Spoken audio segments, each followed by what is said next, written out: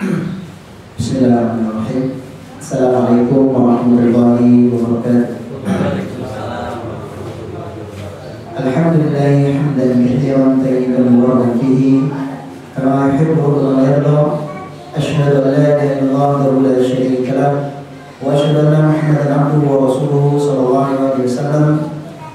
Qala Allah ta'ala fi kitabihil karim, ya ayyuhan nasu ittaqu rabbakum alladzi khalaqakum min nafsin wahidah وخلق منها زوجها وبث منهما رجالا كثيرا ونساء واتقوا الله الذي تساءلون به والارحام ان الله كان عليكم رقيبا. فإن أصدق الحديث كتاب الله وخير الهدي هدي محمد صلى الله عليه وسلم وشر الأمور محدثاتها فإن كل محدثة بدعة وكل بدعة ضلالة وكل ضلالة في النار. Kaum muslimin rahimani wa rahimakumullah, jemaah muslimat Allah yang semoga berdoa Allah Subhanahu wa taala. Alhamdulillah, di kesempatan pagi ini Allah memberikan kesempatan yang banyak sekali sehingga kita bisa berkumpul di mushola ini dan maka untuk mengikuti kajian di mana kajian ini merupakan kajian perdana untuk membahas kitab Riyadhus Shalihin. Tadi pagi dia Shalihin di mushola di rumah. Ya, Arba'in Nawawi Arba'in Nawawi, dan insyaallah nanti kita akan pelajari satu persatu hadis-hadis yang ada dalam kitab Arba'in Nawawi. Salawat tersalam semoga senantiasa tercurah kepada Rasul kita Nabi besar Muhammad sallallahu alaihi wasallam, juga kepada keluarganya, para sahabat dan juga para penasihat sunnah yang dijalankan. Kaum muslimin rahimahumullah, di awal perjumpaan kita mungkin kita akan membahas tentang biografi pengarang kitab Arba'in Nawawi ini. Kemudian apa sih Arba'in Nawawi ini? Yang kenapa beliau mengarang kitab ini, dan isi dari Arba'in Nawawi itu kitab hadis yang membahas apa saja, insyaallah kita akan bahas di kesempatan kali ini. Yang pertama adalah kita perlu melihat tarjamah Mukhtasar bin Alif rahimahullah taala. Biografi cara singkat dari kehidupan pengarang yaitu Imam An-Nawawi. Kita lihat yang pertama nasabu, yaitu nasabnya. Wa Imam Al-Hafidh Syekhul Islam Muhyiddin Abu Zakaria Yahya Ibn Syaraf Ibn Malik Ibn Hasan Ibn Husain Ibn Muhammad Ibn Jum'ah Ibn Hazam An-Nawawi atau An-Nawawi nisbatan ila Nawa wa hiya qaryatun min qura Al-Quran fi Suriah summa Dimashq summa Safari. Beliau adalah seorang imam yang hafid. Hafid di sini bukan berarti dia hafal Al-Quran saja. Kalau di zaman dahulu namanya Al-Hafid, dia hafal ribuan hadis dan hafal Al-Quran. Tapi zaman sekarang kalau orang mendapatkan gelar Al-Hafid, hanya hafal Al-Quran saja. Kadang tidak bisa baca kitab gundul, hanya hafal Al-Quran. Karena tidak semua orang hafal Al-Quran bisa baca kitab gundul. Sedangkan di zaman para ulama dahulu, Hafid itu adalah benar-benar hafal ribuan hadis, benar-benar memahami Al-Quran dan isinya, benar-benar bisa yaitu mengarang kitab-kitab hadis yang banyak sekali. Kemudian dia Syekhul Islam, yaitu Syekh yang terkenal dalam agama Islam ini, Muhyiddin. Muhyiddin ini gelar beliau, penghidup agama. Abu Zakaria, Abu Zakaria itu kunyahnya. Nama aslinya adalah Yahya bin Syaraf. Ya. Al-Mari Ibn Hasan dan Ibn Husain Ibn Muhammad Ibn Jum'ah Ibn Hazam. Beliau berasal dari desa Nawa. Desa Nawa itu adalah sebuah desa yang terdapat di Quran di Suriah. Dan beliau pernah tinggal di Damaskus dan mazhab beliau adalah Syafi'i. Jadi ini sangat cocok sekali dengan kita yang ada di Indonesia ini karena beliau adalah bermadzhab Syafi'i. Disebutkan dalam beberapa riwayat dalam kitab bahwasanya kakek beliau pernah mengatakan bahwasanya garis keturunan mereka sampai kepada sahabat Rasulullah yaitu Hashim bin Hizam radhiyallahu anhu. Namun beliau sendiri Imam Nawawi rahimahullah membantah. Ya, beliau mengatakan ini adalah suatu kekeliruan. Jadi tidak benar kalau nasab saya disandarkan sampai kepada Hashim bin Hizam radhiyallahu anhu. Ya, ini beliau. Kemudian kunyahnya sebagaimana yang saya bilang Abu Zakaria, ya, ayahnya Zakaria. Namun demikian Zakaria bukan anak beliau karena Imam Nawawi tidak pernah menikah. Belum sempat menikah. Ya, beliau adalah salah satu ulama yang tidak sempat menikah sampai akhir hayatnya. Di antara imam-imam yang lain yang tidak sempat menikah, di antaranya Imam Nawawi, kemudian Imam Ibnu Taimiyah, yang beliau tidak sempat menikah di akhir hayatnya. Dan ada beberapa ulama yang mereka tidak sempat menikah. Nah, sedangkan kenapa Imam Nawawi dia berkunyah dengan Abu Zakaria? Karena beliau berpendapat memiliki kunyah itu punya sunnah, sehingga para sahabat itu rata-rata pakai kunyah. Ya, seperti Rasulullah juga punya kunyah, Muhammad Abdul Qasim. Ya, kemudian Aisyah juga yang tidak punya anak, Ummu Abdillah, istri Rasulullah dipanggil Ummu Abdillah. Lalu Aisyah tidak punya anak. Abdillah adalah anak saudaranya atau keponakannya. Kemudian juga Abu Bakar. Abu Bakar bukan nama aslinya. Ya, itu adalah kunyah. Dan masih banyak sekali sahabat-sahabat yang lainnya yang memiliki kunyah. Ya, kemudian dan kunyah ini tidak harus diambil dari nama anak, boleh dari nama apapun, nama binatang. Ya, seperti dalam salah satu sahabat Nabi bernama Abu Hurairah, yaitu bapaknya kucing-kucing atau bapaknya pemilik kucing, di mana beliau itu kalau tidur disebut dalam riwayat karena beliau itu jubahnya besar. Kalau yang pernah bergaul dengan orang Sudan itu kalau punya jubahnya gini, tangannya itu gede, sehingga kucing itu bisa masuk ke dalam bajunya dia, ke dalam jubahnya dia dan tidur bersama Abu Hurairah. Ya, makanya dipanggil Abu Hurairah, bapaknya kucing-kucing, karena kemana-mana dia diikuti kucing dan senang dengan kucing. Ya, jadi boleh. Kalau saya punyanya Abu Syekhah atau Abu Syekhah, itu Syekhah itu anak saya sekarang di Al-Irsad pesantren kelas 3 SMP, anak saya yang pertama. Kemudian beliau memiliki lakop atau gelar, di mana gelar ini diberikan oleh kaum muslimin. Tadi disebutkan Syekhul Islam. Kemudian juga lakop beliau terkenal adalah Muhyiddin, orang yang menghidupkan agama. Namun karena sifat beliau yang warak, sifat beliau yang tawadhu, beliau tidak senang disebut dengan digelar dengan Muhyiddin. Ya, beliau benci sampai dia berkata, aku tidak ridho orang menggelariku Muhyiddin. Ya, aku tidak ridho orang menggelariku Muhyiddin. Ini menunjukkan ketidaksenangannya beliau. Ya, dan ini menunjukkan ketakwaan beliau, karena ia menyadari bahwa di dalamnya terdapat tazkiyah, pensucian atas dirinya. Sedangkan beliau tidak suka akan hal tersebut. Meskipun demikian, lakop ini, gelar ini tetap melekat, ya, selalu menyertai nama beliau dalam kitab-kitab yang dikarang beliau, dikarenakan keikhlasan beliau di dalam kitab-kitab yang lainnya, ya, dalam berdakwah beliau terhadap kaum muslimin, dan setiap kaum muslimin mengakui keilmuannya dan dakwah beliau. Dan tidak ada satu pun masjid, ya, mayoritas masjid di dunia ini rata-rata mengkaji kitab beliau, terutama kitab Riyadhus Shalihin. Ya, nah. Kemudian beliau lebih terkenal dengan namanya yaitu Imam An-Nawawi.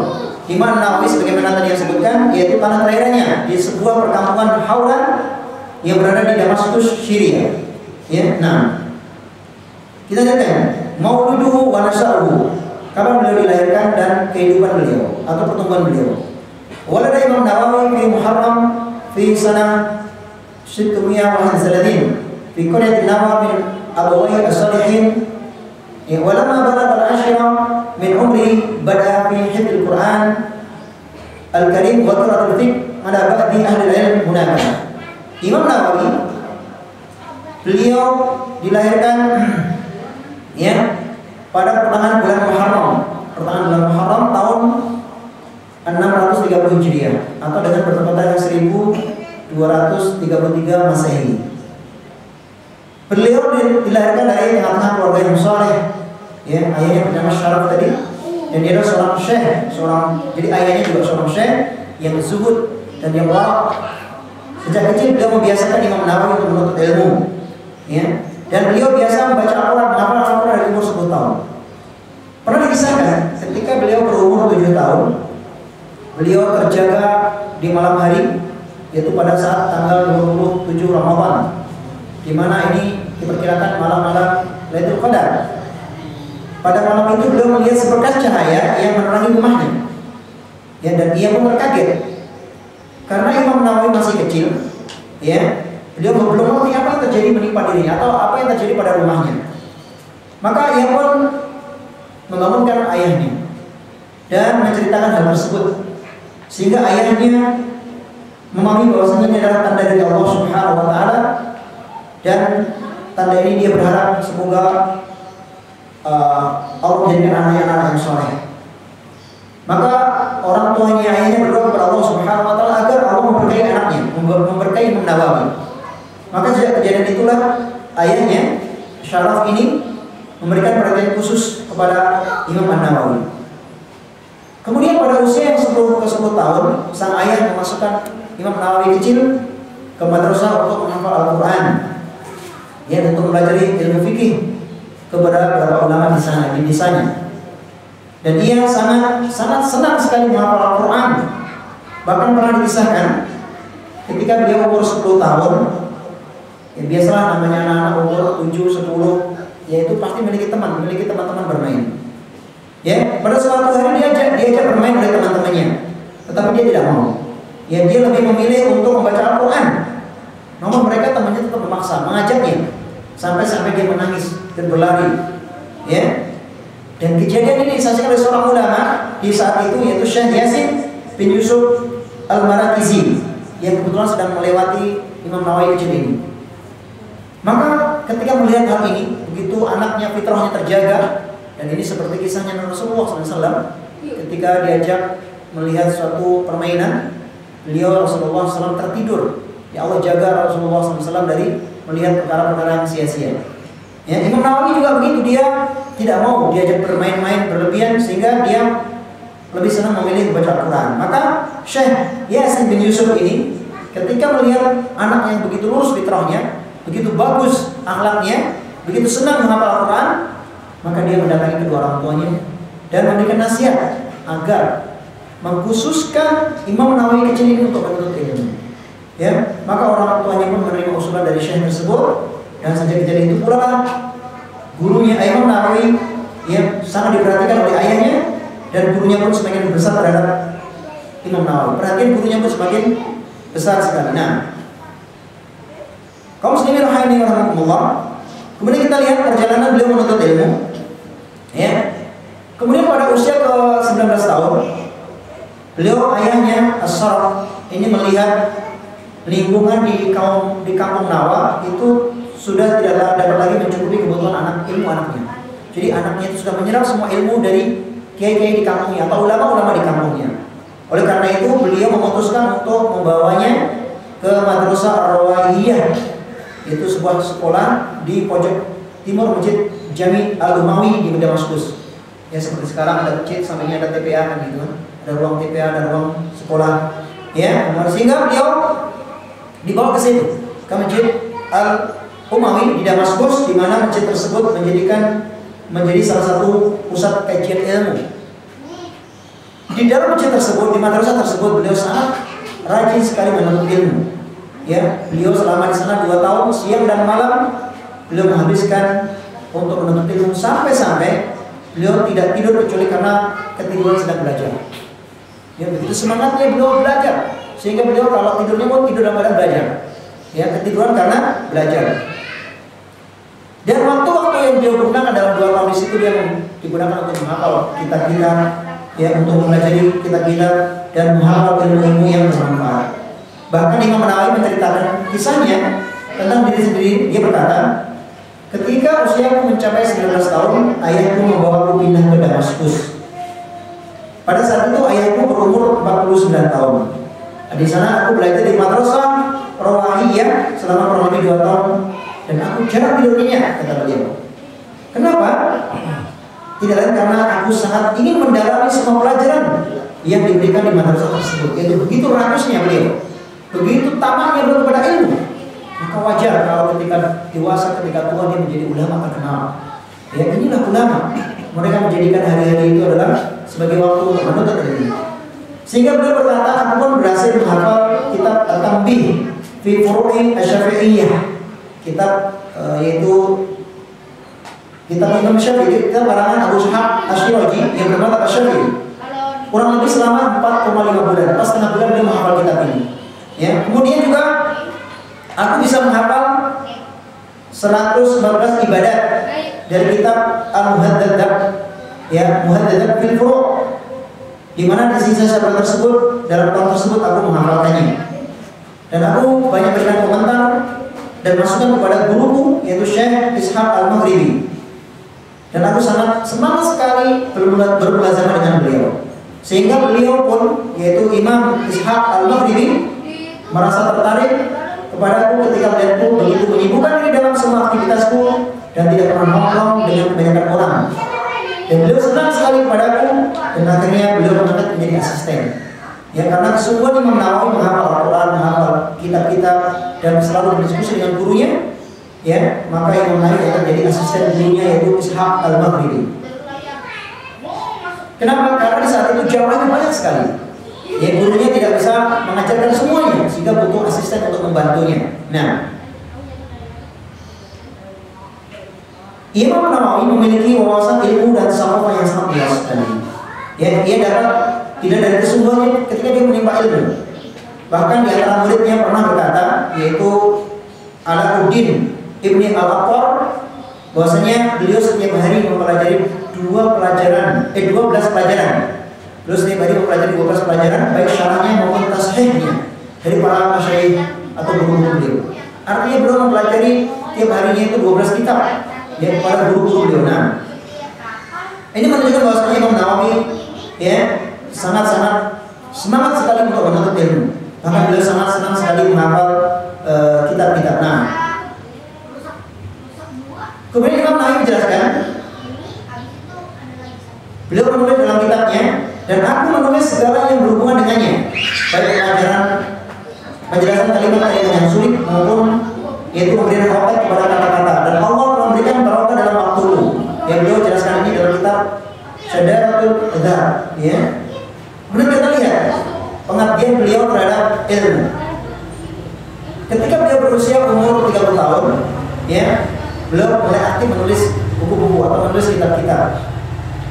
Maka beliau menuangkan segala pemikiran beliau, menuangkan ilmu-ilmu yang dia miliki, ya, ke dalam berbagai buku dan karya ilmiah yang lainnya yang sangat mengagumkan. Beliau menulisnya dengan bahasa yang mudah. Nanti kita akan lihat, ya, argumentasi yang kuat, pemikiran yang jelas, dan pemikiran yang objektif dalam memaparkan berbagai pendapat ahli fikih. Hingga sampai saat ini karya beliau ini mendapatkan perhatian besar sekali dari setiap kaum muslimin dan diterima oleh semua kalangan umat Islam.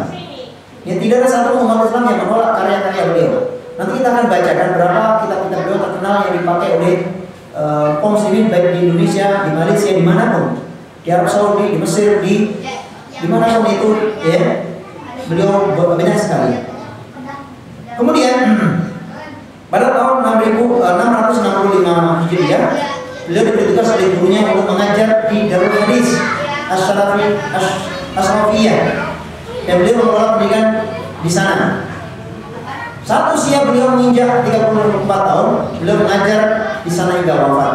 Jadi beliau itu terus mengajar di madrasah ini.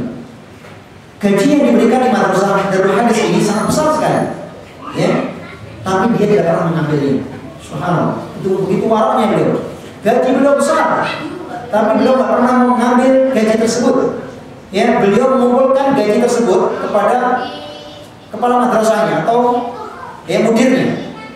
Kemudian jika sudah sampai setahun, uang gaji beliau itu yang digunakan untuk membeli aset dan mewakafkan untuk sekolahnya, untuk Darul Hadis ini. Ya, di tempat beliau mengajar. Ya, diberikan untuk kita, diberikan untuk tanah dan sebagainya. Fasilitas untuk sekolah yang beliau mengajar di dalam. Subhanallah. Kira-kira kita bisa nggak mengajar tanpa digaji ini? Ya, berat ya.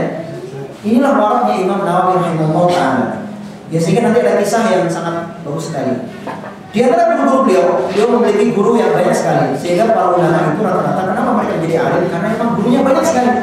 Maka yang penting sekali kita belajar bukan hanya kepada satu guru. Belajarlah kepada guru-guru sehingga kita mengetahui ilmu-ilmu yang luas sekali. Di antara guru beliau adalah di bidang fikih beliau memiliki Imam Ishaq bin Ahmad bin Usman Al-Maghribi Al-Maqdisi yang beliau wafat pada tahun 650 Hijriah. Kemudian guru beliau kedua adalah Abdurrahman bin Nuh bin Muhammad Al-Maqdisi. Ya, kemudian guru beliau ketiga adalah Salar bin Al-Hasan Al-Irbani Al-Halabi Al-Dimashqi. Dan masih banyak guru lagi yang dalam bidang fikih. Kita hanya sebutkan mungkin 3 atau 2 saja. Kemudian dalam bidang hadis ada Abdurrahman bin Salim bin Yahya al-Ambari. Kemudian ada Syekh Abdul Aziz bin Muhammad bin Abdul Muhsin al-Ansari. Ada Syekh Khalid bin Yusuf al-Nablusi dan banyak guru-guru yang lainnya. Kemudian di bidang ilmu nahwu beliau belajar kepada Syekh Ahmad bin Salim al-Misri. Kemudian kepada Syekh Al-Is al-Maliki, salah seorang ulama bahasa dari madzhab Imam Malik. Ya, jadi Imam Syafi'i walaupun Imam Nawawi walaupun dia bermadzhab Syafi'i, beliau belajar kepada siapapun. Ya, entah bermadzhab Syafi'i, madzhab Hambali, Maliki dan sebagainya. Hatta Imam Syafi'i, hatta Imam Ahmad bin Hanbal, hatta Imam Malik, ini mereka adalah murid dan guru. Ya, imam-imam madzhab itu pada akhirnya mereka adalah murid dan guru. Ya, namun ketika mereka belajar kepada gurunya, beliau memiliki yaitu ilmu tersendiri sehingga muncullah mazhab yang ada ini. Ada murid beliau banyak sekali. Di antaranya adalah Sulaiman bin Hilal al-Ja'fari, seorang ulama yang terkenal. Ahmad bin Farah al-Isbili, Muhammad bin Ibrahim bin Sa'dullah bin Jam'ah, Al-Udin Ali bin Ibrahim atau Ibnu Ibrahim yang lebih dikenal dengan Ibnu Al-Attar, di mana Ibnu Al-Attar ini senantiasa menemani Imam Nawawi sampai-sampai orang di zaman itu menyebutnya adalah Mukhtasar An-Nawawi atau Nawawi Junior, ya, karena ilmunya mirip dengan gurunya. Nah, kemudian mari kita lihat sifat dan akhlak beliau, ya, sifat dan akhlak beliau. Nah, ajma ashabul kutubi at-tarajim anna Imam Nawawi kana ra'san fi zuhdi. Para ulama sepakat, para pengarang buku-buku biografi, kitab-kitab biografi mengatakan bahwa Imam Nawawi itu adalah pemimpinnya para ulama, pemimpinnya orang yang zuhud. Ya, beliau adalah orang yang zuhud sekali. Wa qudwatun fil wara', dan seseorang yang bisa diteladani dalam kewaraannya. Ya, kewaraan itu artinya, wara' itu artinya dia menerima semua pemberian Allah Subhanahu wa taala tanpa mengeluh. Ya, apapun yang Allah berikan, dia terima dengan ikhlas tanpa mengeluh. Itu wara'. Ya, diberi rezeki sedikit, dikasih rezeki yang luas, dia tetap sabar dan terus bersyukur pada Allah Subhanahu wa taala. Wa ada min nadir fi munasahatil hukam wal amru bil ma'ruf wa nahyil munkar. Bahkan beliau ini orang yang berani sekali, sampai beliau berani menasihati para pemimpin. Nanti kita akan lihat, ya, bagaimana beliau ini memiliki sifat-sifat ini. Di antara kejutannya adalah Imam Nawawi, beliau orang yang tidak pernah terlena dengan kehidupan dunia. Ya, sikap ini beliau tunjukkan dengan apa? Dari tadi, beliau tidak mau menerima gaji. Ini menunjukkan bahwasanya apa? Beliau tidak tergoda dengan gemerlapnya dunia. Padahal gajinya besar sekali saat itu. Karena ulama-ulama di zaman dahulu sangat dihormati. Ulama-ulama zaman dulu sangat dihargai. Ya, sehingga dengan gaji besar. Sampai sekarang negara Saudi itu yang memberikan gaji kepada ulamanya sangat besar sekali. Ya, sehingga mereka cukup hanya menjadi imam masjid, itu gajinya akan mencukupi untuk keluarganya. Nah, karena menurut beliau, ya, puncak kenikmatan itu adalah melalui ilmu yang dipelajari, sehingga beliau tidak terpana dengan gaji-gaji yang dijanjikan. Beliau pernah menulis dalam kitab Muqaddimah Syarah Al-Muhadzab ini sebagai pesan emas kepada penuntut ilmu. Apa kata beliau? Ketahuilah, apa-apa yang kami sebutkan terkait dengan keutamaan menimba ilmu, sesungguhnya itu semua hanya diperuntukkan bagi orang-orang yang mempelajarinya karena menginginkan wajah Allah, bagi orang yang ikhlas karena Allah Subhanahu wa taala, bukan karena motivasi dunia. Maka kata beliau, barang siapa yang belajar karena dorongan dunia, karena ingin mendapatkan harta, barang siapa yang belajar karena ingin mendapatkan pimpinan, ingin mendapatkan jabatan, kedudukan, popularitas, atau supaya orang condong kepadanya, cenderung kepadanya, atau untuk mengalahkan lawan debatnya, atau tujuan semacam ini, maka ini akan tercela. Ya, begitu besarnya perhatian beliau kepada keikhlasan. Ya, oleh karena itu hendaknya kita mengingat nasihat-nasihat beliau bahwasanya hendaknya kita menuntut ilmu karena Allah Subhanahu wa taala, bukan karena ingin mendapatkan pekerjaan, bukan karena ingin mendapatkan jabatan. Nah, selain itu di antara bentuk kewaraan beliau adalah kita lihat tadi, beliau awalnya tinggal di desa Nawa, sebuah perkampungan yang miskin yang sederhana di kota Damaskus. Ya, tetapi beliau pindah ke Damaskus, ke sebuah kota besar, sebuah pusat kota yang penuh dengan kesenangan dan kenikmatan. Sedangkan ketika usia beliau masih muda sekali, fisiknya masih kuat. Meskipun demikian beliau tidak berpaling ya, tidak memperhatikan kesenangan dunia. Beliau tidak berpaling untuk melenakan sahabatnya, malah justru beliau membenarkan diri dalam kesungguhan dalam menuntut ilmu. Ini menunjukkan yaitu zuhudnya beliau. Kemudian juga warnanya beliau, di antara warna beliau adalah dalam kehidupannya banyak yang menggambarkan kewarnaan. Di antaranya adalah beliau tidak pernah mau makan sayuran dari Damaskus. Kenapa nggak mau makan sayur yang ditanam di Damaskus? Ya, kenapa? Ketika beliau ditanya, "Wahai Syekh, kenapa kamu tidak mau makan sayuran yang ditanam di Damaskus ini?" Apa kata beliau? Ketahuilah karena di sana banyak tanah wakaf dan kepemilikannya yang dikelola oleh perorangan, di mana seharusnya dilarang mengelola dan menanami ya dengan tanaman. Sedangkan untuk kasus ini tanah tersebut tidak boleh dikelola kecuali untuk masalah umat. Kalaupun dikelola adalah untuk dikembalikan kepada umat, bukan untuk kepentingan pribadi, kata Syekh. Ya, dan untuk kerjasama yang ada harus dalam bentuk kontrak kerja sama dengan sitik masyarakat, yaitu artinya berbagi hasil. Nah, dalam hal ini banyak ulama berbeda pendapat. Jadi menghukumi hal ini zaman itu ulama berbeda pendapat. Boleh tak memanfaatkan tanah wakaf untuk hal seperti ini? Maka demi beliau menjaga kewarnaannya, ya beliau meninggalkan semua istilah ulama dan beliau tidak memakan sayuran tersebut. Ya kita nggak peduli tanaman sayuran ini dapat dari mana kan begitu. Tapi beliau begitu detailnya sampai warnanya beliau seperti itu. Kemudian beliau adalah seorang alim yang tidak takut untuk memberikan nasihat kepada para pemimpin. Ya, di dalam diri Imam Nawawi tercermin sifat-sifat alim ulama. Orang yang suka memberikan nasihat, orang yang berjihad di jalan Allah dengan lisannya, menegakkan kewajiban beramal nahi munkar, dan dia adalah orang yang ikhlas dalam memberikan nasihat. Bahkan beliau dijadikan rujukan manusia, baik dalam perkara-perkara yang besar atau dalam perkara-perkara kecil, baik dalam menghadapi perkara yang sulit atau perkara-perkara yang mudah. Semua manusia datang ke beliau untuk minta fatwa. Ya, pernah ada kisah ketika di Damaskus kedatangan penguasa dari Mesir, dari Raja Bilbiris. Ya, setelah mereka dapat menguasai pasukan Tartar, maka wakil pejabat Baitul Mal menyangka bahwasanya kebanyakan dari taman-taman yang berada di Syam tersebut adalah milik negara. Ya, maka sang raja memerintahkan untuk memegangnya agar atau menyitanya, jadi ambil alih. Padahal tadi adalah miliknya, yaitu kaum muslimin. Maka melihat kezaliman ini, orang-orang datang kepada Imam Nawawi. Ya, di Darul Hadis minta pendapat. Kemudian beliau menulis surat yang ditujukan kepada penguasa ini, kepada raja ini. Apa kata beliau? Ketahuilah kaum muslimin merasa dirugikan atas adanya penyitaan hak-hak mereka.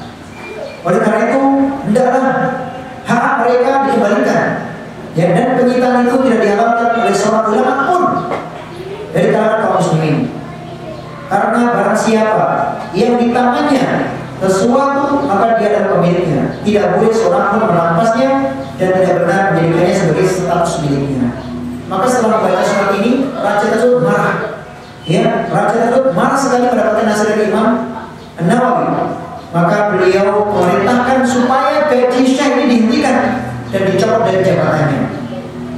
Akan tetapi seorang penasihat berikan nasihat kepada orang ini, kepada para raja ini, ketahuilah bahwasanya Imam Nawawi tidak mendapatkan gaji dan dia tidak punya jabatan. Ya, tidak punya gaji dan tidak jabatan karena gaji nggak mau ambil beliau ini. Akhirnya, ketika penguasa ini memandang bahwasanya tidak bermanfaat lagi surat menyurat, ya maka beliau sendiri datang untuk menemui Imam Nawawi. Ya, tujuannya untuk menghabisinya, ya tujuannya untuk mengumpatnya dan mencaci makinya dan mungkin kalau bisa membunuhnya. Akan tetapi Allah Subhanahu wa taala mengalihkan hati penguasa ini dari berbuat demikian itu dan melindungi Imam Nawawi dari macam bahaya semacam ini, sehingga penguasa tersebut terbuka hatinya dan beliau pun mencabut penyitaan dan taman-taman tadi dikembalikan kepada pemilik-pemiliknya. Ya, ini tentang keikhlasan beliau. Beliau tidak takut dengan pejabat. Ya, beliau bukan ulama yang takut kepada pejabat, sehingga beliau berani menasihati pemimpin. Dan beliau tidak takut dibunuh. Ini menunjukkan keikhlasan beliau karena ikhlasnya Allah Maha. Ya, Allah yang yattaqillah yaj'al lahu makhraja. Siapa yang bertakwa kepada Allah, maka Allah menjadikan jalan keluar. Kemudian kalau muslimin rahimani Allah, maka Kita lihat pujian para ulama tentang beliau ini. Banyak sekali ulama-ulama memuji Imam Nawawi. Di antaranya Al-Hafidz Ibnu Katsir rahimahullah taala. Ibnu Katsir ini pengarang kitab Tafsir Al-Adim, Tafsir Ibnu Katsir, juga bermadzhab Syafi'i, dan juga Damaskus dari Syria. Beliau mengatakan adalah Imam Nawawi adalah Syekhul Madhab, artinya guru besar dalam madzhab Syafi'i, dan dia ahli fikih yang besar di masanya. Ya, jadi Imam Nawawi ini termasuk guru madhab, artinya pentolan-pentolan dari madzhab Syafi'i. Kemudian Al-Hafidz Adz-Dzahabi rahimahullah mengatakan tentang Imam Nawawi, beliau adalah ahli fatwa umat ini. Ya, Syekhul Islam, seorang hafidz penghafal hadis yang cemerlang, salah seorang imam besar dan pemimpin para wali-wali Allah. Nah, kemudian Adz-Dzahabi juga mengatakan tentangnya, beliau adalah profil manusia yang berpola hidup sederhana dan anti kemewahan. Beliau adalah sosok manusia yang bertakwa, qanaah, merasa cukup, wara, dan memiliki sifat muraqabatillah, senantiasa merasa diawasi oleh Allah Subhanahu wa taala, baik dalam keadaan sepi atau dalam keadaan ramai. Beliau tidak menyukai kesenangan pribadi seperti berpakaian indah, makan minum dengan lezat, tampil mentereng. Yang bahkan makanan beliau adalah roti dan lauk seadanya. Pakaian beliau adalah pakaian yang seadanya, dan tempat duduk beliau adalah dari kulit yang sama. Ini menunjukkan waraknya Imam An-Nawawi menurut Adz-Dzahabi. Kemudian juga Abu Abbas bin Faras rahimahullah, beliau pernah memuji Imam Nawawi. Beliau berkata, Syekh An-Nawawi telah berhasil meraih 3 tingkatan, yang mana 1 tingkatannya saja jika orang biasa berusaha untuk mencapai tingkatan tersebut, dia akan sulit untuk mendapatkan tingkatan tersebut. Yang tingkatan yang pertama adalah ilmu yang dalam dan luas. Ya, ilmu yang dalam dan luas ini sangat sulit untuk dicapai seorang. Ya, siapa di Indonesia ini, siapa ulama yang terkenal sama memiliki ilmu yang luas? Sangat sulit sekali. Ya, nah, ini tingkatan yang pertama. Tingkatan yang kedua adalah beliau sangat zuhud, sudah alim dan ulama, ilmunya luas dan zuhud. Ya. Kemudian tingkatan yang ketiga adalah keberanian beliau, kepala beliau dalam beramal yang mungkar. Sampai-sampai raja pun dinasihati. Ya, dia tidak peduli dengan siapapun dia berhadapan. Demi menegakkan kebenaran, beliau nasihati para pemimpin. Nah, ini adalah pujian Abu Abbas bin Farad rahimahullah kepada Imam Nawawi. Kemudian Ibnu Attar rahimahullah pernah mengatakan tentang Nawawi. Ibnu Attar ini tadi adalah Nawawi Junior. Ya, guru kami Imam Nawawi di samping selalu mujahadah oleh Rasulullah, beliau adalah wara, dia berqobah, merasa diawasi oleh Allah Subhanahu wa taala, dan senantiasa mensucikan jiwanya atau tazkiyatun nufus. Beliau adalah seorang yang hafid terhadap hadis-hadis. Beliau menguasai bidang-bidang ilmu agama dan rijalnya, sahihnya, dan mengetahui ma'rifat hadis sahih dan hadis dhaif. Beliau juga seorang imam dalam madzhab fikih. Ya, ini pujian muridnya kepada gurunya. Kemudian Ibnu Attar juga mengatakan, guru kami Imam Nawawi menceritakan kepadaku bahwasanya beliau tidak pernah sama sekali menyia-nyiakan waktunya. Tidak di waktu malam atau di waktu siang, bahkan sampai di jalan beliau terus dan mengalah dalam menghafal. Jadi beliau ini senantiasa di jalan, di rumah, di mana beliau berusaha menghafal dan mengalah kitab-kitabnya para ulama. Dan ini para ulama dahulu, sampai di sana ulama itu demi mencari ilmu, ya, dia selalu membaca kitab sampai tidak sempat makan, sampai adiknya kakaknya menyuapi karena mencari ilmu. Bahkan di antara para ulama di sana ada yang mencari ilmu ke negeri yang jauh. Ya, dia tinggalkan harta yang cukup untuk anak dan istrinya. Di saat itu anaknya masih bayi. Ketika pulang sudah dewasa, ya, anak ini curiga dengan anak-anak ada seorang laki-laki masuk ke rumahnya sehingga dia ingin bunuh. Dan bapaknya melihat ada pemuda di rumahnya, dia ingin bunuh. Ya, karena tinggal anaknya. Inilah para ulama. Ketika mereka mencari ilmu, ya, dan tidak mengorbankan anak istrinya, tetap diberikan harta, diberikan kecukupan hidup, ya, sehingga karena lamanya mencari ilmu, sehingga mereka tidak mengetahui anaknya besar.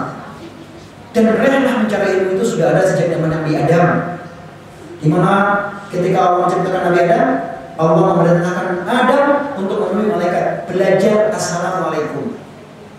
Jadi assalamualaikum itu sudah ada dalam zamannya Nabi Adam alaihissalam. Disebut dalam riwayat hadis, ya Adam idhab ila al malaikah. wa ballighu salam, ya. Qul assalamualaikum wa tamdu ma rabbikum. Wahai Nabi Adam, datanglah pada para malaikat, ucapkan salam dan tunggu apa jawaban malaikat. Ya, fa inna tahiyatun laka wa dzurriyyataka. Karena jawaban malaikat itu tadi adalah menjadi salam untukmu dan salam anak cucumu. Maka Anda pun datang menemui para malaikat dan mengucapkan assalamualaikum. Malaikat pun menjawab dengan assalamualaikum warahmatullahi. Maka salam inilah yang menjadi tahiyat atau ucapan salam dari zaman Nabi Adam sampai nanti hari kiamat.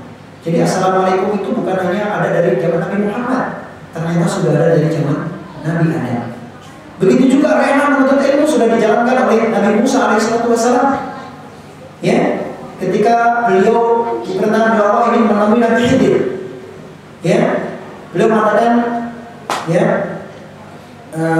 kata balagh majmal bahraini aw amdi hukuba. Saya tidak akan pernah berhenti mencari Nabi Khidir, ya, sampai aku ketemu dua lautan yang bersatu, atau walaupun berlalu bertahun-tahun. Lihat, Nabi Musa alaihissalam mencari ilmu. Dia ditemani dengan pembantunya berjalan bertahun-tahun demi mencari ilmu kepada Nabi Khidir. Jadi rela menuntut ilmu itu sudah merupakan sunnah Allah, merupakan sunnahnya para nabi. Yang dimana mereka ingin menjadi mulia, maka carilah ilmu. Dan ilmu yang dimaksudkan di sini tentu adalah ilmu agama. Ya, kadang kita berlomba-lomba mencari ilmu dunia, sedangkan dunia ini tidak bermanfaat. Apa yang kita usahakan akan sirna, tidak akan pernah kita bawa. Rumah yang kita bangun tingkat 5, mobil mewah yang kita miliki 10, tidak ada satu pun yang mengatakan kita ke dalam yang buruk. Tapi yang mengatakan adalah al-ilmu yang tabi'u bih, ilmu yang bermanfaat. Apa itu ilmu yang bermanfaat? Ilmu yang kita pelajari, kemudian kita amalkan, dan kita sampaikan kepada orang lain. Dan tentu ini adalah ilmu yang mengatakan orang takut kepada Allah, dan ini adalah ilmu agama. Ya. Sedangkan ilmu dunia itu fardu kifayah, bahkan sunnah saja. Ketika ada orang yang sudah mempelajarinya, kita cukup. Sedangkan kalau ilmu agama, kalau kita nggak mempelajarinya, kita nggak tahu agama. Ya. Coba kalau kita nggak mau belajar sholat, mana ngerti kita tentang sholat. Oleh karena itu, dalam kita meluangkan waktu untuk menuntut ilmu, dan diantaranya salah satunya adalah di kesempatan pagi ini. Nah, kemudian kita lanjutkan wafatnya beliau. Ya, beliau wafat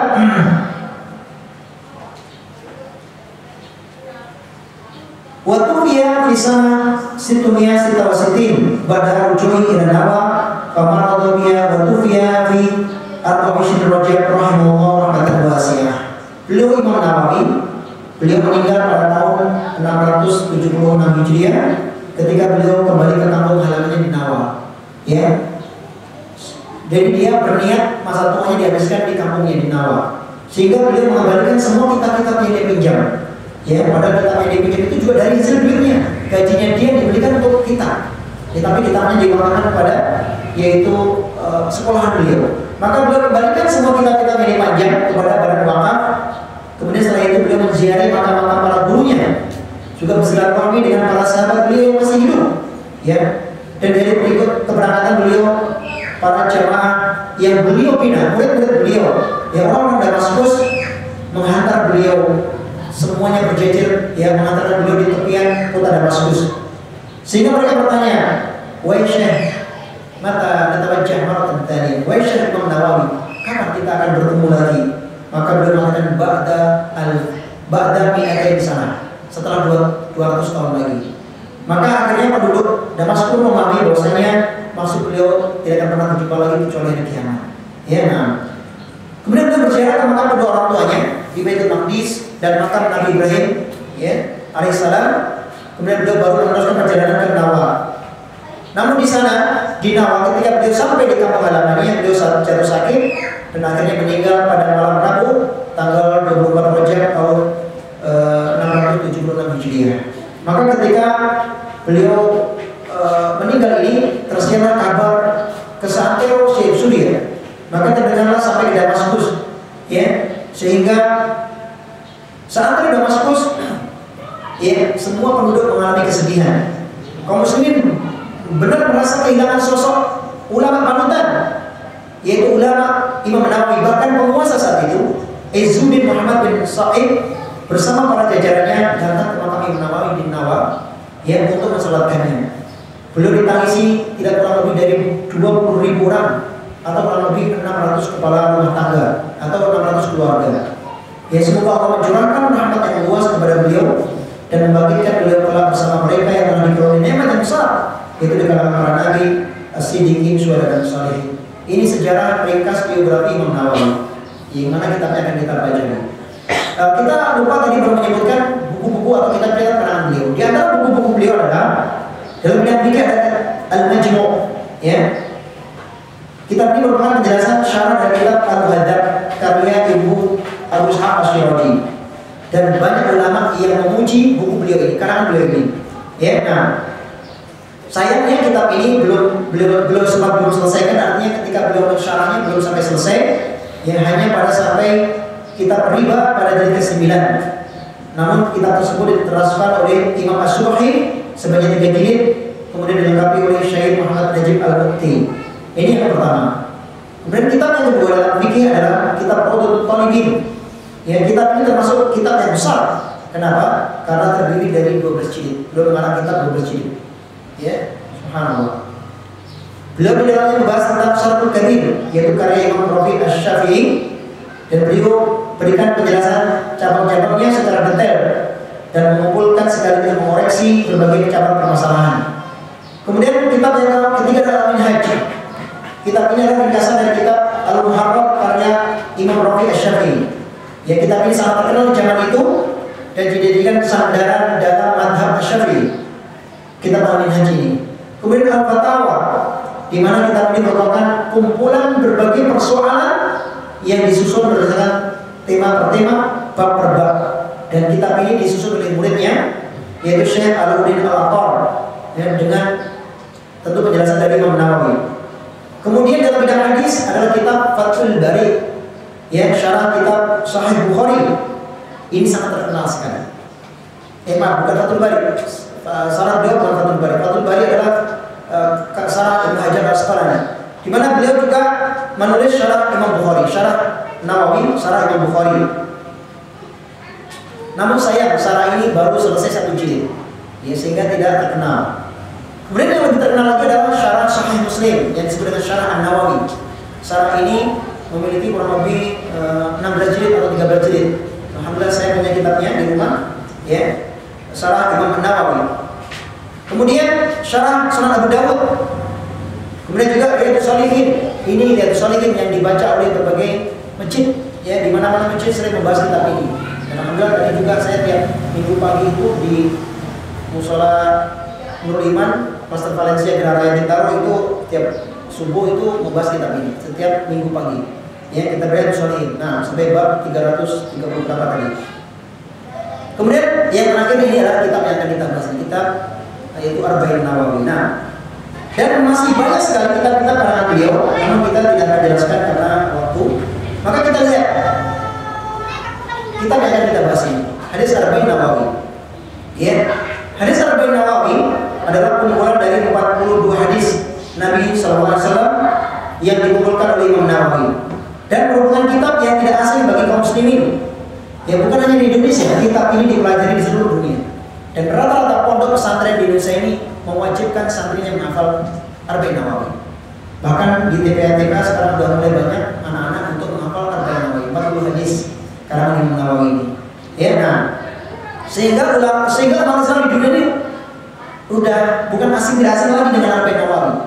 Ya, tidak asing lagi dengan kitab Arba'in. Mau anak kecil, orang tua, dewasa, bahkan yang awam, yang alim pun mengenal apa itu Arba'in Nawawi. Ya, nah, kemudian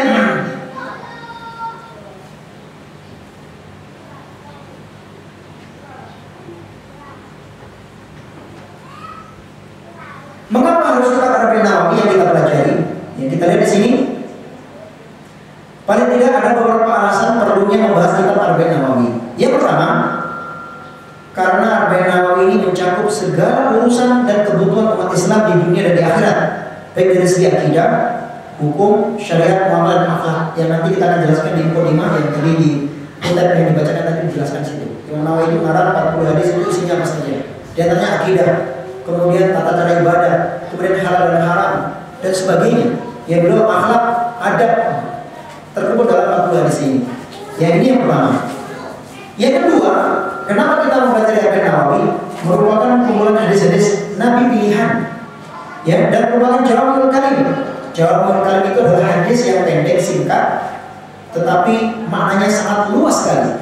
Ya, maknanya banyak sekali. Ini termasuk kelebihan Nabi Muhammad, di mana Rasulullah SAW mengatakan, "U'tiyali sab'an la u'tan nabi qabli."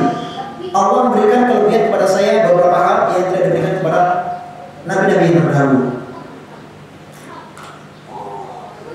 Di antara kelebihan itu adalah Rasulullah diberi kelebihan bahwasanya Allah jadikan harta rampasan perang itu halal. Ya, jadi kalau umat Islam perang dengan orang kafir, kemudian umat Islam menang, maka hartanya orang kafir itu boleh kita ambil. Itu ghanimah namanya. Di mana zaman dahulu ghanimah itu, kalau di zaman sebelum Nabi Muhammad, ghanimah antara rampasan perang itu dikumpulkan dalam satu tanah, dikumpulkan di tanah lapang, kemudian nanti Allah mengutus petir untuk membakar.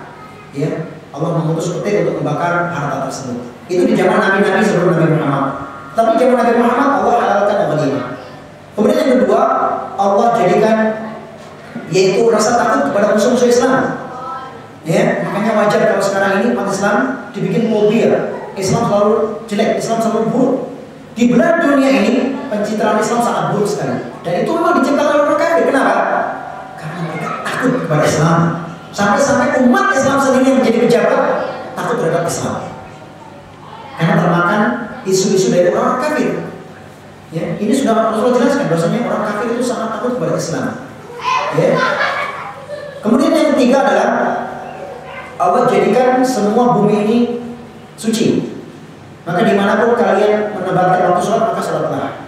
Ya, artinya kalaupun kita tidak bisa sholat di masjid, karena tidak ada masjid misalkan, atau jauh dari masjid, dimanapun silakan sholat. Tentunya kecuali disebut dalam hadis yang lain, kamar mandi dan kandang unta, itu yang tidak boleh. Ya, jadi semua masjid itu suci dan semua tanah itu suci. Boleh dimanapun kita beribadah kepada Allah Subhanahu Wa Taala. Dimanapun Nabi terdahulu kalau mau ibadah harus di tempat ibadah. Ya, sehingga mereka harus ke tempat ibadah. Kemudian di antara yang berikutnya adalah Allah jadikan jawabul kalim, yaitu ucapan yang pendek tapi mengandung makna yang luas. Inilah kelebihan Rasulullah SAW, dan ada kelebihan yang lain, ya, yang tidak bisa kita sebutkan di sini. Nah, sehingga keutamaan dan pembahasannya singkat dan padat. Ini hadis-hadis Rasulullah. Nanti kita akan lihat, ya. Kemudian yang ketiga, alasannya kenapa kita mempelajari Arba'in Nawawi. Hadis-hadisnya merupakan satu kesatuan yang menjadi cakupan ajaran Islam, baik setengahnya atau dua tiganya atau seperempatnya. Sehingga nanti di antara hadis-hadis Imam Nawawi itu ada hadis yang kata ulama madar Islam. Islam itu bersumber dari hadis ini. Ya, makanya Imam Nawawi mengambilnya. Kemudian juga yang keempat, banyak digunakan oleh para ulama untuk mengajarkan kepada umat Islam, bahkan menjadi sandaran utama dalam memberikan pemahaman ajaran Islam, sehingga sebagian ulama konsen dengan hadis-hadis ini lalu mensyarahnya. Dan sebagian ulama mengatakan lebih dari 51 kitab yang mensyarah tentang Arba'in Nawawi. Hadis Arba'in Nawawi dijelaskan, yang menjelaskan lebih dari 51 ulama. Ya, masing-masing ulama mengarang. Ya, bahkan Ibnu Ahmad bin Rajab Al-Hambali beliau mengarang namanya Jami'ul Hikam. Ya, Arba'in Nawawi ditambah lagi 8 hadis, jadi 50 hadis. Ya, ulama-ulama ini saya bimbas, dan banyak ulama-ulama terdahulu yang mensyarah kitab Arba'in Nawawi. Nah, ini kenapa kita belajar Arba'in Nawawi. Kemudian mari kita lihat, yaitu muqaddimah dari Imam Nawawi. Ya, muqaddimah dari Imam Nawawi, dan bisa dilihat di buku yang dibagikan, di situ ada muqaddimahnya. Ya, kita lihat muqaddimahnya. Alasan beliau mengarang kitab Arba'in Nawawi. Muqaddimah Imam Nawawi yang di halaman depan. Alhamdulillahirabbil alamin, qayyumus samawati wal ardh, mudabbirul khalaiq ajma'in, ba'is rusulihi sallallahu wasallam alaihi ilal mukallafina li hadiyatihim wa bi syara'i dini bil dalail al-qat'iyyah wa wadihah al-barahin. Sampai seterusnya. Kita lihat yang berikutnya. Amal ba'du. Faqad ruwaina man Ali bin Abi Thalib wa Abdullah bin Mas'ud wa Mu'adz bin Hanbal wa Abi Darda wa Ibnu Umar wa Ibnu Abbas wa Anas bin Malik wa Abi Hurairah radhiyallahu anhu wa Abi Sa'id Al-Khudri radhiyallahu anhu min turuqin katsiratin. Telah diriwayatkan kepada kami dari Ali bin Abi Thalib, Abdullah bin Mas'ud, Mu'adz bin Jabal, Abi Darda, Ibnu Umar dan Ibnu Abbas, Anas bin Malik, Abi Hurairah dan Abi Sa'id Al-Khudri dari jalan yang banyak sekali riwayat-riwayatnya, wa ayatin mutanawiyatin, dan dari berbagai cara yang banyak sekali. Anna Rasulullah SAW, di mana Rasulullah bersabda, man hafidha ala ummati arba'ina hadisan min amri diniha ba'asallahu ta'ala yawmal qiyamati fi zumratil fuqaha wal ulama. Kata Rasulullah, barang siapa umat Islam mana saja yang mau menghafal 40 hadis dari perkara-perkara agama, maka Allah akan membangkitkan nanti dari kiamat bersama kumpulan para fuqaha, yaitu ahli fikih, dan kumpulan para ulama. Jadi ini yang pertama, alasan Imam Nawawi mengarang kitab Arba'in Nawawi hadis Rasulullah ini. Ya, wa fi riwayat dalam riwayat yang lain, ba'asallahu faqihan aliman. Siapa yang menghafal 40 hadis, maka Allah akan bangkitkan dari kiamat dalam keadaan faqih, dalam keadaan pintar ilmu agama, aliman, dan dibangkitkan sebagai ulama. Wa fi riwayat Abi Darda, dalam riwayat yang lain yang diriwayatkan Abu Darda, wa kuntu lahu yawmal qiyamati syafi'an wa syahidan. Siapa yang menghafal 40 hadis dari perkara agama, kata Rasulullah, maka aku akan memberikan syafaat kepadanya dari kiamat dan aku akan menjadi saksi untuk dirinya. Ya, nah. Wa fi riwayat Ibnu Mas'ud, dan dalam riwayat Abu Mas'ud, qila lahu, dikatakan kepada orang yang menghafal 40 hadis arba'in, udkhulu min ayyi abwabil jannati syi'ta. Masuklah kamu ke dalam surga dari pintu manapun. Ini menurut riwayat Ibnu Mas'ud. Wa fi riwayat Ibnu Umar, dan dalam riwayat Ibnu Umar, kutiba fi zumratil ulama wa busyira fi zumratis syuhada. Orang yang menghafal 40 hadis Rasulullah SAW akan ditulis ke dalam kelompoknya para ulama dan akan dibangkitkan bersama kelompok para syuhada, orang yang mati syahid di medan jihad. Di mana orang yang mati syahid di medan jihad itu balasannya surga. Ya, bahkan 70.000 bidadari menunggu orang-orang yang mati syahid. Nah, akan tetapi ketahuilah semua hadis-hadis ini wattafaqu al-hufadhu ala annahu hadis dhaif wa in kasrat turuquhu. Tetapi para ulama, para hafid, para ulama yang menghafal hadis mengatakan semua hadis-hadis tadi adalah hadis dhaif. Hadis-hadis yang lemah riwayatnya. Walaupun banyak sekali rawi-rawi yang meriwayatkan dari jalan-jalan yang lain. Jadi walaupun hadis ini tadi banyak, tapi ternyata semua riwayatnya dhaif.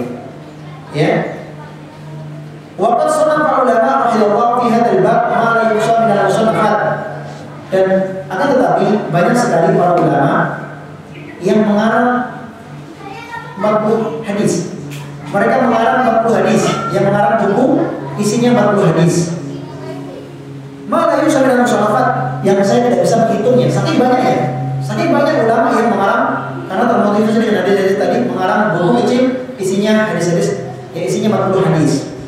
Fa'awal man alimtu sanafu Abdullah bin Mubarak. Di antara ulama yang pertama kali mengumpulkan hadis 40 hadis saja dan dibikin buku adalah Abdullah bin Mubarak. Kemudian Muhammad bin Aslam At-Tusi Al-Alimi Ar-Rabbani, yaitu seorang ulama namanya Muhammad bin Aslam At-Tusi, seorang alim yang Rabbani.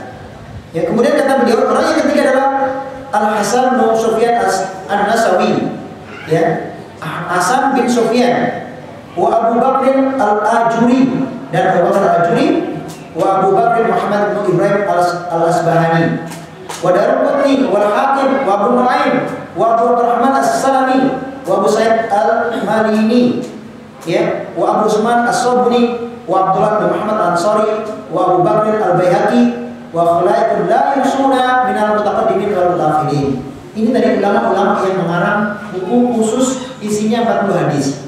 Disebut Imam Nawawi. Dan kata beliau, dan masih banyak sekali ulama-ulama yang lainnya yang saya tidak bisa menghitungnya, baik dari ulama-ulama terdahulu atau ulama-ulama yang sekarang yang hidup di zaman Imam Nawawi. Jadi Imam Nawawi bukan orang pertama yang mengarang Arba'in Nawawi, tapi karena mungkin keikhlasan beliau, kemudian baiknya hadis ini, sehingga yang terkenal sekarang adalah Arba'in Nawawi ini. 40 hadis Arba'in Nawawi. Waqad istakhartu fastakhirullah ta'ala bi jam'i 40 hadisan. Maka aku beristikharah, itu minta petunjuk kepada Allah, salat istikharah untuk mengumpulkan 40 hadis. Iqtida biha ulai a'immatil a'lam. Dengan tujuan adalah aku ingin mengikuti yaitu mereka para ulama. Aku ingin mengikuti jejak hidupnya para ulama, dia mereka mengarang 40 hadis. Ya. Wa hufatul Islam, dan aku ingin mengikuti jejaknya para hafid, para ulama-ulama yang hafal hadis. Wa qad ittafaqal ulama 'ala al-amali bil hadis al-dhaif fi fadil amal ma hadha falaysa al-imani 'ala hadha al-hadis. Dan juga telah sepakat para ulama bolehnya mengamalkan hadis dhaif dalam masalah fadilul amal, yaitu amalan-amalan yang ada kemuliaannya, ada keutamaannya dari Rasulullah SAW. Jadi boleh. Tetapi di sini para ulama memberikan syarat bolehnya kita mengamalkan hadis dhaif dalam rangka fadilul amal. Yang pertama adalah apa? Jika hadis tersebut tidak bertentangan dengan hadis sahih. Jadi kalau hadis tersebut tidak bertentangan dengan hadis sahih, silakan diamalkan. Khusus dalam masalah fadilah amal, yaitu keutamaan dalam beramal. Ya, nah, dan itu banyak sekali kitab-kitab yang dikarang dalam hal ini. Ya, nah. Tetapi kata beliau, bukan hanya karena saya bersandar kepada hadis dhaif ini, tetapi kata beliau adalah bal ala qauli sallallahu alaihi wasallam, akan tetapi yang menjadikan dalil, yang menjadikan penguat saya untuk mengarang 40 hadis adalah hadis sahih yang berbunyi libal limusyahidu minkum al-ghaib. Yang hadis riwayat Imam Bukhari dan Imam Muslim dari hadisnya Abu Bakar. Hendaknya orang yang hadir menyampaikan kepada orang yang tidak hadir. Artinya orang yang mendengarkan hadis sampaikanlah kepada orang yang tidak mendengarkan hadis. Ya, di mana dulu para sahabat Nabi itu ada di antara mereka yang tidak sibuk sehingga bisa belajar kepada Rasulullah. Ada di antara mereka yang berkebun kurma, ada yang berladang, ada yang berdagang. Sehingga ketika sahabat yang mendengarkan tadi berkumpul dengan sahabat yang tidak mendengarkan, mereka menyampaikan hadis. Bahkan seorang suami menyampaikan kepada istrinya. Bahkan ada seorang suami istri yang pakainya hanya satu. Zaman dulu ada sarungnya hanya satu, sehingga dipakai suaminya untuk belajar kepada Rasulullah. Nanti pulang disampaikan hadis kepada istrinya, dan istrinya gantian pakai sarung untuk keluar kalau ada kebutuhan. Sampai seperti itu para sahabat Rasulullah SAW. Makanya dijelaskan dalam kitab Asbabul Ikhtilaf Fuqaha, sebab di antara para ulama berselisih adalah tidak sampainya hadis kepada ulama. Ya, ada ulama yang hadisnya dia mendengar hadis ini, ulama yang lain tidak mendengar. Sehingga ketika ada ulama berkata begini dibantah oleh ulama ini. Ini wajar. Karena zaman dahulu tidak secanggih zaman sekarang. Zaman sekarang tidak nyari di dalam Bakke, Google, keluar semua hadis. Zaman dahulu tidak. Ya, bahkan ada seorang ulama demi mendapatkan hadis satu, hadis ini sahih atau enggak, dia mau menempuh perjalanan 40 hari naik unta. Dia dari Mekah dari Madinah menuju Mesir demi mendengarkan satu hadis saja. Benar nggak ada sini gitu? Ya, ini cuma dahulu karena tidak canggih seperti zaman sekarang. Sekarang tinggal tanya pakai Google kan, tahu semua kan? Yang tidak tahu Google itu hanya dua pak. Google itu tidak tahu malu dan tidak tahu diri. Ya. Google itu tidak tahu malu dan tidak tahu diri. Apa saja yang mau cari situ ada. Mau baik, mau buruk, mau jahat. Ya, cara masuk surga ada, cara masuk neraka situ juga ada pak. Ya, bahkan cara bunuh diri yang enak ada di situ. Ya, makanya benar-benar tidak tahu diri dan tidak tahu malu Google ini. Ya, inilah kemudahan di akhir zaman. Nah, kemudian kita selesaikan pada ini, di mana beliau bersandar dengan hadis, hendaknya seseorang menyampaikan, orang yang mendengarkan hadis menyampaikan kepada yang tidak mendengar. Nah, ini hadis sahih. Kemudian juga hadis Rasulullah SAW, "Nadarallahu imra'an sami'a maqalati fawa'aha fa'ada kama sami'aha." Semoga Allah mencerahkan, memberikan cahaya kepada wajah seseorang, di mana orang itu mau mendengarkan hadis, kemudian dia amalkan, yang dia cerna, dia amalkan, dan dia sampaikan, ya sebagaimana yang dia dengar. Semoga Allah memberikan cahaya kepada orang seperti ini. Ini adalah doa Rasulullah SAW kepada orang yang mau mendengarkan hadis dan mengamalkan hadis. Ya, hadis ini juga diriwayatkan oleh Ibnu Mas'ud, Anas bin Malik, dan juga para ulama yang lainnya dalam kitab Imam Tirmidzi, Imam Ibnu Majah, Imam Ahmad, dan juga Ad-Darimi dan Abu Ya'la dan Al-Ghazali. Jadi hadis ini sahih. Nah, summa minal ulama'i man jamal arba'ina fi usuluddin. Di antara para ulama ada mereka yang mengumpulkan 40 hadis khusus dalam pokok-pokok agama, khusus dalam masalah akidah saja. Ya, jadi khusus akidah saja 40 hadis. Wa ba'duhum fil furu' dan di antara mereka ada yang mengarang dalam masalah fikih, cabang-cabangnya. Wa ba'duhum fil jihad dan di antara ulama ada yang mengarang hanya khusus 40 hadis tentang jihad. Jihad itu apa, utamanya apa? Itu jumlahnya 40 hadis. Wa ba'duhum fi juhdi dan di antara mereka ada yang mengarang 40 hadis, 40 hadis dalam masalah zuhud, keutamaan zuhud. Wa ba'duhum fil adab, bahkan di antara mereka ada yang mengarang dalam masalah adab saja. Adab-adab dalam Islam yang jumlahnya 40 hadis. Wa ba'duhum fil khutab dan di antara mereka juga ada yang mengarang hadis tentang khutbah. Ya, bagaimana berkhutbah, bagaimana khutbahnya Rasulullah SAW. Wa kulluha maqasidun shalihah dan semua itu tujuannya baik, tidak ada yang tidak baik. Radhiyallahu anhu maqasidah, semoga Allah meridai tujuan-tujuan seperti ini. Ya, nah, maka waqad ra'aitu jam'a 40 aham min hadzal kulli, maka oleh karena itu aku lebih senang, aku melihat mengumpulkan 40 hadis yang mencakup semua itu lebih penting bagi saya. Karena tadi ulama hanya mengarang masalah jihad saja, masalah juhud, masalah akidah, sehingga tidak menyeluruh. Ya, maka wajar tidak terkenal. Ya, sampai sekarang kita jarang menemui hadis-hadis Arba'in Nawawi kecuali miliknya Imam Nawawi. Kenapa? Lihat, ini beliau katakan. Wa hiya arba'una hadisan mustamilatun ala jam'i dzalika, di mana aku akan mengarang 40 hadis yang mencakup akidah, mencakup jihad, mencakup wara, mencakup adab, mencakup khutbah dan mencakup yang lain, yaitu 40 hadis yang menyeluruh. Ya, nah, wa kullu hadisin minha fa'idatun 'alimatan min fawaidid, di mana hadis ini adalah termasuk hadis-hadis yang pokok yang bersumber darinya kaidah-kaidah agama. Dan nanti kita akan lihat terbukti dalam jalan Nawawi. Dan ternyata terbenar. Ya, nanti kita lihat secara hadis pertama, kedua, hadis kelima dan hadis keempat. Ya, hadisnya Umar bin Khattab, hadisnya Aisyah dan hadisnya Umar bin Bashir. Ya, di mana Islam itu berputar 3 hadis ini. Ya, nah.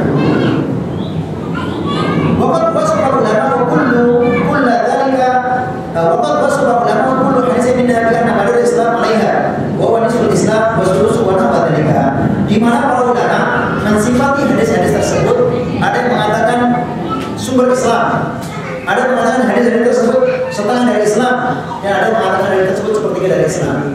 Ya, sehingga Imam Nawawi ini mengumpulkan hadis-hadis yang sangat penting sekali.